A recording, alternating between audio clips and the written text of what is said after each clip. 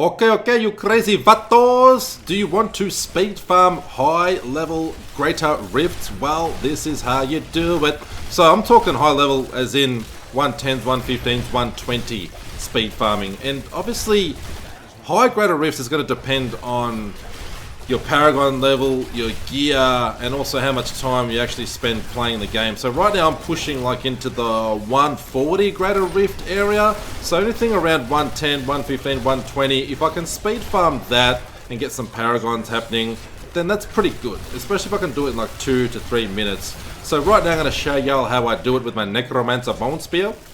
And it's only going to take, usually I can get it done in about 2 minutes if it's a very good map. This one's not too bad. This should probably take, by the looks of it, maybe 2.5 minutes.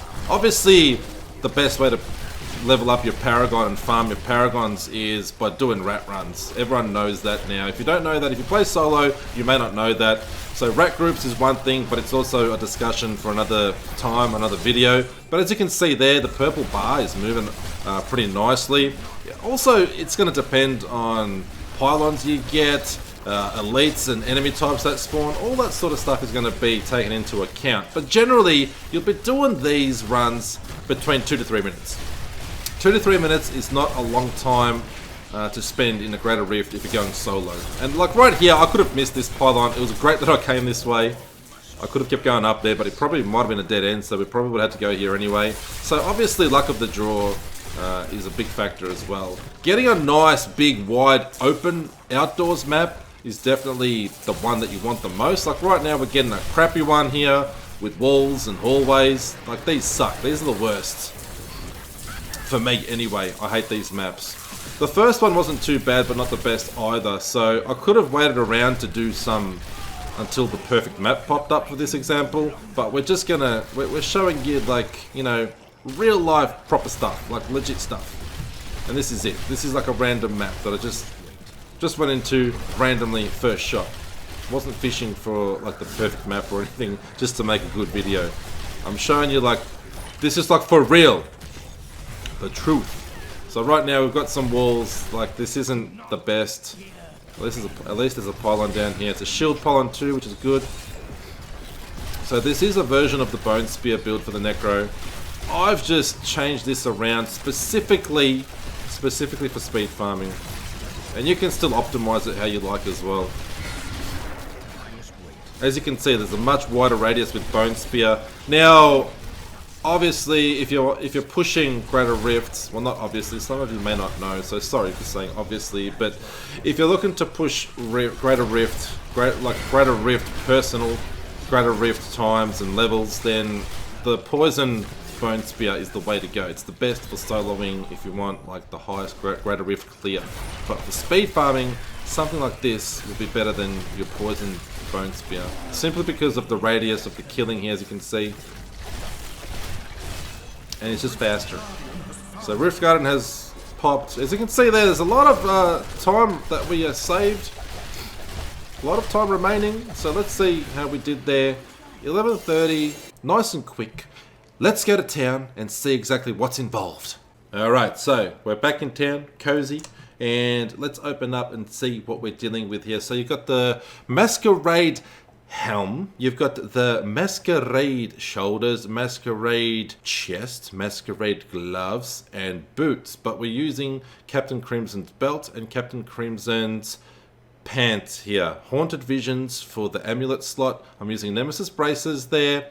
The rings, I've got Convention of Elements, Crispin Sentence, the weapons, Scythe of the Cycle, and Bone Ringer. But obviously, the offhand, you can use whatever you want as long as it's got the best stats possible. Now, the gems that I'm using are going to be the Emerald gem here in the helm slot. I got the Topaz gems everywhere else here. The legendary gems, Gorgok of Swiftness here. So because the Captain Crimson's increases our damage based on our cooldown reduction. This is going to go nicely and also give us that nice attack speed boost for those extra bone spear teeth that you're going to, well, we're going to get into what the actual bone spear is shortly in skills, but Gorgok of Swiftness, Bane of the Trapped, and then we're using Zay's Stone of Vengeance. I think that pretty much covers off everything in the gear department. Also, please note, I've got only 5 pieces of Masquerade of the Burning Carnival equipped and 2 of these, but you can see that the 3 set bonus is active and the 6 set bonus is active.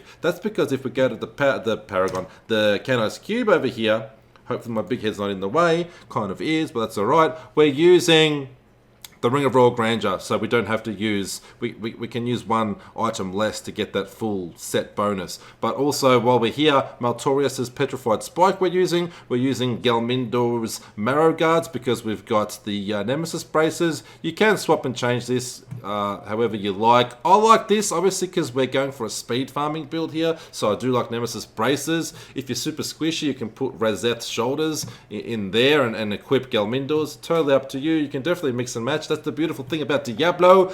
Nothing's set in stone. You can mix and match depending on your playstyle. So Ring of Royal Grandeur, like previously mentioned. And right now, we're in Season 22, so we get a 4th Canos Cube slot. So if you're from the future and you're wondering what's going on, how come it's got 4 Canos Cube slots, that's because it's just a seasonal theme, and this isn't going to last forever. But if you do have it, Raylena's Shadowhook is the best to put in there for a bit of a damage increase. However, if you don't have it, then you're going to go with these 3. Alrighty then, the skills now. We're using Grim Scythe with Frost Scythe, Bone Spear with Teeth. It's a physical damaging Bone Spear Teeth, and Teeth is the one that's like nice and wide. So I did forget to mention up here, Amulet, we want to get physical up to 20% more damage, and with the Braces you want to get physical up to 20% more damage. That gives us our Teeth more damage. And then when you cast your simulacrums, they cast teeth when you do. So look at all those teeth flying. So the further you are away from enemies, look at that radius.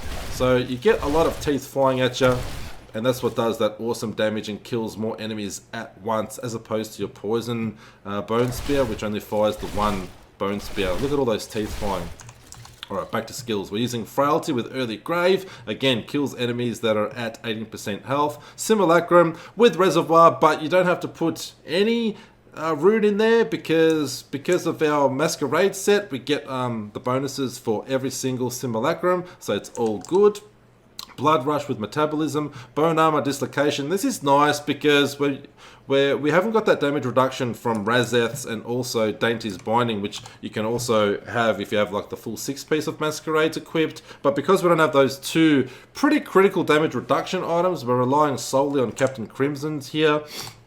You want to use Dislocation just to stun enemies. I find it a lot easier, and your survivability goes up a lot more. And then as you have that 2-second stun, then you can just take them out with your teeth a lot quicker like that. So enemies that come close to you, activate your Bone Armor because you want to get your Bone Armor up anyway, but have Dislocation there so you can stun them and they won't kill you if they're in melee range. For your passives, we're using Dark Reaping, Standalone, Serration, and Bone Spear. So I gave y'all an example at the start of the video. What are you waiting for? That is my secret little build to speed farming with the Necromancer Bone Spear build in Season 22 currently. Can be used outside of Season 22 if you're from the future and watching this later. Totally can use it. You're just going to miss out on that 4th Canos Cube slot. Don't forget to like this video. Subscribe if you want to see this creepy ugly face a lot more often. And if you want to see me live, then join the Creepy Army on Twitch TV. That's